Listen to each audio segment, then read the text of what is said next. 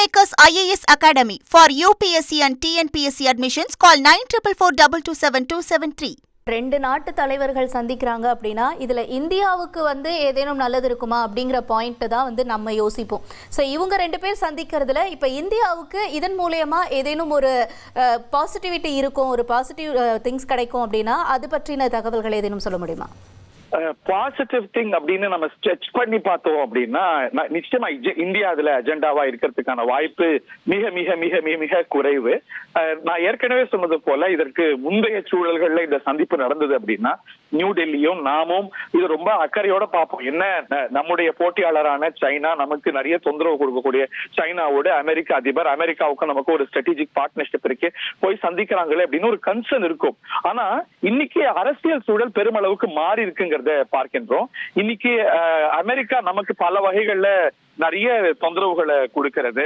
நம்முடைய எதிரியான பாகிஸ்தானோடு ட்ரம்புக்கு அந்த நாட்டு தலைமையோடு இருக்கக்கூடிய தனி உறவின் காரணமாக பெரிய முக்கியத்துவம் கொடுக்குது. சோ அதனால இன்னைக்கு முந்தைய சூழல்களை நம்ம பார்த்திருக்கக்கூடிய விதம் என்பது வேற. இன்னைக்கு இந்த சூழலே மாறி இருக்கிறது அப்படிங்கிறத பார்க்கின்றோம். உலக சூழல் பல நாடுகளுக்கு அவங்களோட ப்ரொபென்சிட்டி மாறி இருக்கிறதையும் நம்ம பார்க்கின்றோம். அதனால இது ஒரு மாறி இருக்கக்கூடிய சூழல். இந்தியா இந்த அஜெண்டால இருக்கிறதுக்கான வாய்ப்பே குறைவு. நீங்க பார்த்திருப்பீங்க கடந்த ஒரு 2 ஆண்டுகளாக, குறிப்பா ட்ரம்ப் ஆட்சிக்கு வந்த பிறகு நமக்கும் சைனாவுக்கும் இருக்கக்கூடிய பல கண்டென்ஷியஸ் இஷ்யூஸ் பேக் பர்னருக்கு போயிருக்கு அப்படிங்கறத பார்க்கின்றோம்.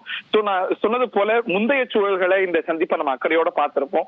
பட் ஆனா இன்னைக்கு ட்ரம்பின் அமெரிக்காவே நமக்கு ஒரு பெரிய சவாலா இருக்கக்கூடிய சூழல்ல சீனாவுக்கும் இந்தியாவுக்கும் பல இனங்கள்ல ஒத்துழைப்புகளும் கூட பெருகிறத பார்க்கின்றோம். கமர்ஷியல் பிளைட்ஸ், டைரக்ட் பிளைட்ஸ் எல்லாம் நம்ம மேலோங்கிறத நம்ம பார்க்கிறோம் இல்லையா? சோ அதனால மாறி வரக்கூடிய உலக சூழல். அதனால நம்ம நீங்க சொல்றது போல ஒரு பாசிட்டிவா ஒரு இனத்தை நம்ம பார்க்கணும் அப்படின்னா சைனாவுக்கு ஈரான் மேல ஒரு பெரிய லெவரேஜ் இருக்கிறது. ட்ரம்ப் இந்த ஈரான் வார்ல எதத்தின் பித்தம் தெளியும், என்ன செஞ்சா இது முடியும் அப்படின்னு தெரியாம தவிக்கிறார். அதனால சைனா அதற்கு ஏதாவது உதவத்துக்கு முன் வரலாம். ஏன்னா சைனாவுக்கும் ஈரானுக்கும் ஒரு ஆழமான பொருளாதார உறவுகள் இருக்கிறது. சைனா இதுல ஒரு நடுநிலைமை தான் வகிக்குதுங்கிறத பார்க்கின்றோம். அமெரிக்காவுக்கு எதிராக ஒரு சில கருத்துக்களை சொன்னாலும் கூட ஈரானுக்கு ஆக்கப்பூர்வமான எந்த உதவிகளையும் செய்யல. சோ இந்த 2 சக்திகள் சேரும் போது, உலகத்துடைய முதல் சக்தி 2ஆம் சக்தி சேரும் பொழுது அதுல சில ஒத்துழைப்புகள் உருவாகலாம். அதனால ஹோர்முஸ் நீரிணைய திறக்கிறதுக்கு 2 பேரும் ஏதாவது ஒரு ஃபார்முலா எவால்வ் ஆகலாம். ஹோர்முஸ் நீரிணைய சைனா தலையிட்டு திறந்தாலும் கூட அது நமக்கும் அனுகூலம் தானே. ஏன்னா சைனா பெருமளவுக்கு ஈரான் கிட்ட இருந்து எண்ணெயை இம்போர்ட் பண்ணுகிறது.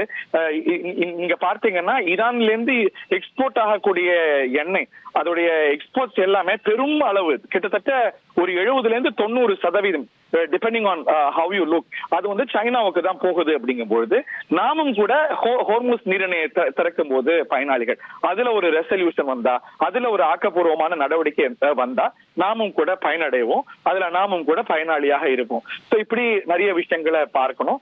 தாய்வான் நான் ஏற்கனவே குறிப்பிட்டது போல அமெரிக்காவுக்கும் சைனாவுக்கும் எதிர் நிலை இருக்கக்கூடிய விஷயம், அது எழுப்புவாங்க. ஆனா எந்த அளவுக்கு முன்னெடுத்து செல்வாங்கிறது தெரியல. பட் எப்படி பார்த்தாலும் உலகத்துடைய 2 பிரதான சக்திகள் அதனுடைய தலைமைகள் சந்தித்து பேசுவது அப்படிங்கிறது ரொம்ப முக்கியமானது. ஆனா சைனாவை பொறுத்த வரைக்கும் நீங்க பாக்குறீங்க அதுல பேஜன்ட்ரி அண்ட் ஃபார்ம், அதுல எவ்வளவு பிரம்மாண்டமா காட்சிப்படுத்துறாங்கன்றத பார்த்து அவங்க மாவோ காலத்துல இருந்து இந்த ஒரு பேஜன்ட்ரிய உலகத்துக்கு பறைசாற்றுறதுல ரொம்ப அக்கறை கொண்டவங்க, அதுல ரொம்ப ஆசை கொண்டவங்க. சோ நீங்க பார்க்கிறீங்க சிவப்பு கம்பள மரியாதை எல்லாம் கொடுக்கப்படுறத பார்க்கிறோம். இதற்கு முன்னாடி வேர்ல்ட் வார் மெமோரியல் சமீபத்தில் ஒரு ஆண்டுக்கு முன்னாடி நடைபெற்றதுன்னு நினைக்கிறேன். வேர்ல்ட் வார் முடிந்த அதை இன்வோக் பண்ற தருணம், அதுவும் கூட உலகத்தை வியக்க வைக்கிற மாதிரியான பேஜன்சி இருந்தது, காட்சிப்படுத்தல் இருந்தது, விமானங்கள் பறந்து சாகசங்கள்லாம் நடந்தது. ஸோ சைனா அதுல ரொம்ப எக்ஸ்பர்ட். ஸோ டொனால்ட் ட்ரம்ப்புக்கு இதெல்லாம் ரொம்ப பிடிக்கும், இந்த மாதிரி மரியாதைகள் எல்லாம் பிடிக்கும். ஸோ அவரை குளிர்விக்கிறதுக்கான நடவடிக்கைகளை செய்யறாங்க. அங்க ஒரு டொனால்ட் ட்ரம்ப் கூட இன்னும் ஒரு சில ஆண்டுகள்ல அவரோட பதவி முடிஞ்சிடும். ஆனா ஷி ஜின்பிங் சைனாவை ஒரு பெரும் கட்டுப்பாட்டுக்குள்ள வச்சிருக்கிறாருங்கிறத பார்க்கின்றோம். சில சர்ச்சைகள் வந்தாலும் கூட அவர் ஒரு அயன் கிரிப்ப சீன அரசு மேல வைத்துக் கொண்டிருக்கிறார். அவர் தொடரத்தான் போகிறார். சோ இப்படி அங்க ஈலான் மஸ்க் எல்லாம் அவர் கூட்டிட்டு போயிருக்கிறாரு. சோ எக்ஸுக்கும் அவங்களுக்குமான வாய்ப்பு, குறிப்பாக இன்னைக்கு எலக்ட்ரிக் கார்ஸை பொறுத்த வரைக்கும் அமெரிக்காவை, எலக்ட்ரிக் வாகனங்கள் உற்பத்தியில அமெரிக்காவை பின்தள்ளி சைனா பெருமளவுக்கு வளர்ந்து வரதை பார்க்கின்றோம். இப்படி நிறைய காம்படிஷன்ல இன்னமும் கூட உலகத்துடைய இன்னைக்கு எப்படி ஒட்டுமொத்த அலகுகளை வச்சு பார்த்தான்னா உலகத்துடைய கிரேட் பவர் அமெரிக்கா தான். நீங்க ஒரு பவரை எப்படி அளப்பீங்க அப்படின்னு சொல்லும் போது அதுக்கு நிறைய அலகுகள் உண்டு. பெர் கேபிட்டா ஜிடிபி அப்படின்னு பார்த்தா இன்னும் அமெரிக்காவை பின்னுக்கு தள்ளியோ இல்ல ஒரு பிரதான வளர்ந்த நாடு என்ற அந்தஸ்தை இன்னும் சைனா பிடிக்கல. அதுக்கு ஒரு அலகை வச்சிருப்பாங்கன்னு நினைக்கிறேன், $20,000 பெர் கேபிட்டா. ஸோ அதை இன்னும் சைனா எட்டல. ஆனா பல இனங்கள்ல அமெரிக்காவை பின்னுக்கு தள்ளி இருக்கிறது. மிலிட்ரியில அமெரிக்காவுக்கு சவால் விடக்கூடிய நிறைய உபகரணங்கள் அவங்க தயாரிச்சுட்டு இருக்கிறாங்க.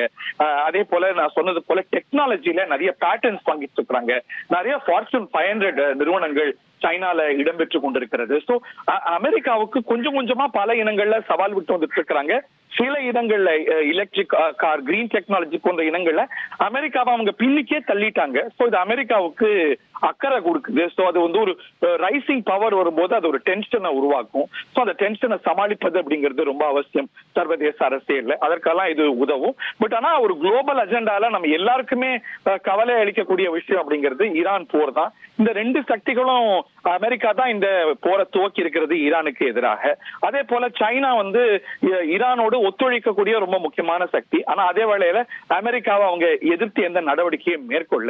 சோ இவங்க சேரும் போது ஏதாவது நல்லது நடந்தா தேவலம் தானே. Kingmakers IAS Academy for UPSC and TNPSC admissions call 9444227273.